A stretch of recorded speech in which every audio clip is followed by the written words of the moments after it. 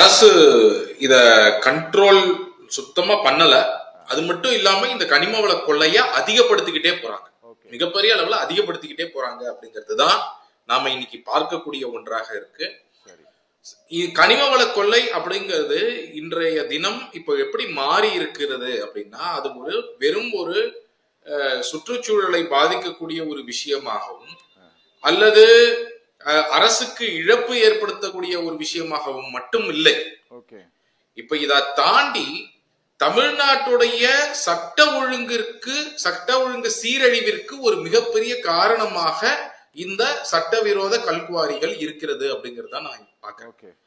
இன்னைக்கு ஒரு நாட்டுல நான் என்ன நினைக்கிறேன்னா, ஒருவரால ஒரு அநீதி நடக்கும் பொழுது அவர்களால அந்த அநீதியை எதிர்த்து பேச முடியல, குரல் கொடுக்க முடியல, ஒரு புகார் அனுப்ப முடியல, அந்த புகார் மீது நடவடிக்கை கோர முடியலன்னா அதற்கே ஒரு மிகப்பெரிய அச்சுறுத்தல்கள் இருக்கு அப்படின்னு சொன்னா அந்த நாட்டுல சட்டம் ஒழுங்கு மிகப்பெரிய அளவுல சீரழிந்து வருகிறது அப்படிங்கிறது அர்த்தம்.